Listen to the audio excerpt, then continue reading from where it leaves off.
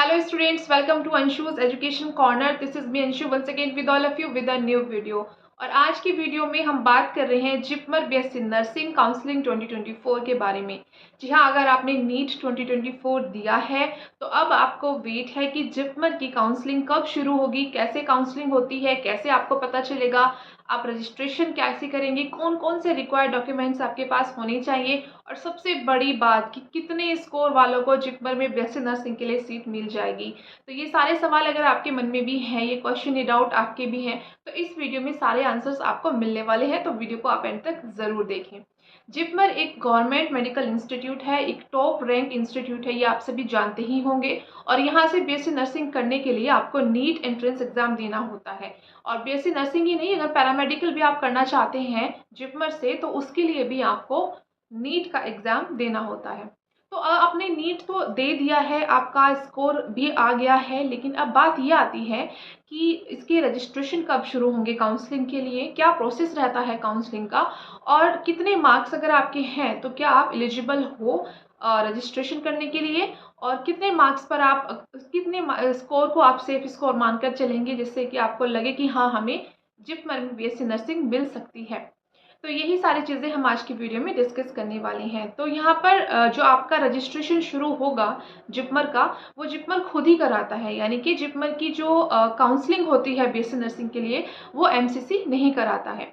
जिपमर खुद ही अपना काउंसलिंग कराता है और इसके लिए आपको पुडुचेरी में ही जाना होता है। जो वेन्यू होता है वो पुडुचेरी में ही होता है जहाँ पर जिपमर इंस्टीट्यूट है। लेकिन इससे पहले आपको रजिस्ट्रेशन करने होते हैं। रजिस्ट्रेशन ऑनलाइन ही होते हैं जिपमर की ऑफिशियल वेबसाइट पर। ये रजिस्ट्रेशन शुरू हो जाते हैं जब आपका नीट का रिजल्ट डिक्लेयर होता है, तो उसके 15 डेज बाद या 20 डेज बाद, ठीक है, स्टार्ट हो जाते हैं। तो ये आपका जुलाई में रजिस्ट्रेशन काउंसलिंग के लिए हो जाएगा। अब क्या इसका प्रोसेस रहता है? ऑनलाइन रजिस्ट्रेशन है, जिपमर की ऑफिशियल वेबसाइट पर आपको जाना होता है, ठीक है। वहाँ पर आपको रजिस्ट्रेशन बटन पर क्लिक करना है काउंसलिंग के लिए, जो कि उस वक्त हाईलाइट रहेगा, उस पर आपको क्लिक करके रजिस्ट्रेशन करना होगा, जहाँ पर आपको अपनी डिटेल एंटर करनी होगी। जैसे आपको अपना नाम, अपना ईमेल आईडी, कॉन्टैक्ट नंबर, ठीक है, तो ये बेसिक डिटेल्स आपको फिल करनी होंगी। उसके बाद आपका रजिस्ट्रेशन हो जाएगा। लेकिन इसके लिए सबसे इम्पोर्टेंट होता है कि नीट का स्कोर कार्ड आपको अपलोड करना होता है, इनके नीट के मार्क्स आपको फिल करने होते हैं।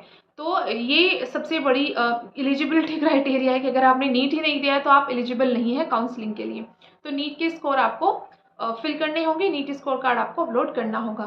साथ ही साथ रजिस्ट्रेशन के टाइम ही आपको अपनी फोटोग्राफ और सिग्नेचर भी अपलोड करने होंगे, ठीक है। तो ये ऑनलाइन ही होगा पूरा रजिस्ट्रेशन का प्रोसेस। उसके बाद जब काउंसलिंग होगी, काउंसलिंग होने से पहले लिस्ट आएगी कैटेगरी वाइज कि कौन कौन स्टूडेंट्स शॉर्ट लिस्ट हुए हैं। जी हाँ, आपका जो काउंसलिंग प्रोसेस होगा वो शॉर्ट लिस्ट स्टूडेंट्स का ही होगा, क्योंकि रजिस्ट्रेशन तो काफ़ी स्टूडेंट करेंगे, तो नीट के स्कोर के बेसिस पर ही शॉर्ट लिस्ट किए जाएंगे। और जो लिस्ट आएगी कैटेगरी वाइज, उसमें आप चेक कर सकते हैं कि आपका नाम है या नहीं है काउंसलिंग वेन्यू पहुंचने के लिए। जिन जिन बच्चों का शॉर्ट लिस्ट में नाम आ जाता है उन्हें पर्टिकुलर वेन्यू दे दिया जाता है, डेट दे दी जाती है, कि आपको कहाँ आना है, क्या क्या डॉक्यूमेंट्स लेकर के आने हैं, पूरा डिटेल आपको बता दिया जाता है। ऑफिशियल वेबसाइट पर सारे डिटेल आ जाती हैं। और इसके लिए अंशुस एजुकेशन कॉर्नर चैनल है, जब भी ये सारी चीज़ें होंगी आपको अपडेट मिल जाएगा। रजिस्ट्रेशन कब से कब तक है, ये शॉर्ट लिस्ट आ गई है या नहीं आई, सारी डिटेल आपको उस वक्त मिल जाएंगी, ठीक है। अब सबसे बड़ी बात ये आती है कि किन स्टूडेंट्स को रजिस्ट्रेशन करने चाहिए और किन स्टूडेंट्स के चांसेस हैं कि आपको जिपमर में बीएससी नर्सिंग की सीट मिल जाएगी। तो सबसे पहले हम बात करेंगे टोटल नंबर ऑफ सीट्स की। जिपमर में बीएससी नर्सिंग के लिए 94 सीट्स हैं, ठीक है। टोटल 94 सीट्स हैं बीएससी नर्सिंग कोर्स के लिए, जहाँ पर 9 सीट्स मेल के लिए है। जी हाँ, 85 गर्ल्स के लिए है, रेस्ट जो 9 सीट है वो मेल के लिए है, ठीक है। मेल स्टूडेंट्स भी कर सकते हैं, सीट भले ही कम है लेकिन फिर भी एलिजिबल है। 9 सीट मेल कैंडिडेट्स की भी है, ठीक है। अब बात ये आती है कि रजिस्ट्रेशन कौन कौन इसके लिए एलिजिबल है। तो क्वालिफाई अगर आपने नीट किया है तो आप एलिजिबल हो, यानी कि 50 परसेंटाइल अगर आपका है, जनरल से है, एलिजिबल हो। 45 परसेंटाइल है, ओबीसी से हो, एलिजिबल हो। 40 परसेंटाइल आपका आया है नीट में तो एलिजिबल हो आप रजिस्ट्रेशन करने के लिए, काउंसलिंग के लिए। लेकिन खाली आपका क्वालिफाई होना, शॉर्ट लिस्ट में आपका नाम आए, इसकी कोई गारंटी नहीं है, ठीक है। तो अगर आप भी चाहते हैं कि शॉर्ट लिस्ट में आपका नाम आए, और शॉर्ट लिस्ट में ही नहीं बल्कि आपको सीट भी मिले, तो उसके लिए तो अच्छा स्कोर होना ही चाहिए। तो पहले तो हम बात करते हैं कि रजिस्ट्रेशन किन्हें करनी चाहिए।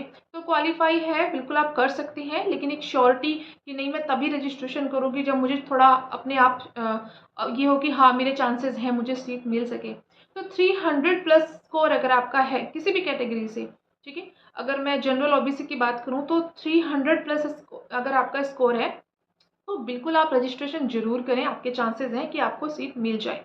अगर आप SC ST से बिलोंग करते हैं, 280 प्लस स्कोर है, तो भी आप बिल्कुल रजिस्ट्रेशन करें कि हाँ आपके चांसेस भी हैं कि आपको शॉर्ट लिस्ट हो जाए एटलीस्ट, ठीक है, शॉर्ट लिस्ट तो आप हो ही जाएँ। तो शॉर्ट लिस्ट का जो स्कोर है वो मैंने 300 प्लस बताया है जनरल ओबीसी के लिए, एंड 280 प्लस बताया है SC ST के लिए। लेकिन यहाँ पर बात आती है कि कंफर्म सीट कितने स्कोर पर जिपमर दे देता है। तो कंफर्म की बात करें तो सेफ स्कोर की यहाँ पर बात हो रही है। तो अगर आपका जनरल कैटेगरी से है, 400 स्कोर है, इसके आसपास स्कोर है या इससे ज़्यादा है, तो बिल्कुल आपको जिपमर में BSc नर्सिंग के लिए सीट मिल जाएगी, ठीक है। मिनिमम 400 मैंने बताया है, इतना है या इसके आसपास है या इससे थोड़ा ज़्यादा है, तो बिल्कुल आपको मिल जाएगी BSc नर्सिंग जिपमर में सीट।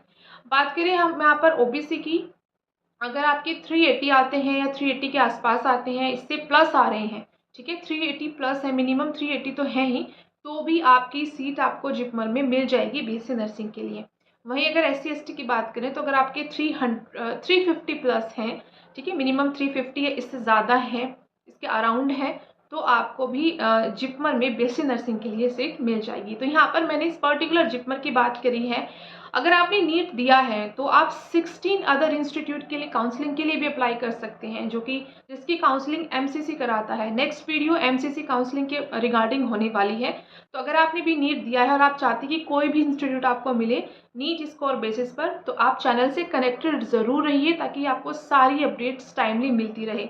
साथ ही साथ अगर आपने नीट के अलावा स्टेट CET दिए हैं, कॉमन एंट्रेंस टेस्ट दिए हैं नर्सिंग के लिए, तो आपको उनका रिजल्ट का भी वेट करना चाहिए। आपको हो सकता है स्टेट लेवल का अच्छा इंस्टीट्यूट मिल जाए, अच्छा मेडिकल इंस्टीट्यूट मिल जाए। अगर आपके नीट में कम स्कोर है किसी भी रीज़न की वजह से, तो आपको स्टेट लेवल का एक अच्छा इंस्टीट्यूट मिल सकता है। तो अगर आपकी स्टेट में फॉर्म रिलीज़ हो चुके हैं तो आप वो फॉर्म ज़रूर फिल करें, और अगर आपने फॉर्म फिल कर दिए तो बहुत अच्छी बात है, आप उसके रिजल्ट का भी वेट कर सकते हैं। आपके पास ऑप्शंस बहुत सारे हैं। तो गाइज आज की वीडियो में बस इतना ही। जैसे ही रजिस्ट्रेशन का काउंसलिंग का कोई अपडेट आता है उसकी इन्फॉर्मेशन इस चैनल पर आपको मिल जाएगी। तो अंशुज एजुकेशन कॉर्नर से कनेक्टेड रहिएगा। जल्दी मिलती हूँ एक नई वीडियो एक नई जानकारी में। Till then bye bye and take care.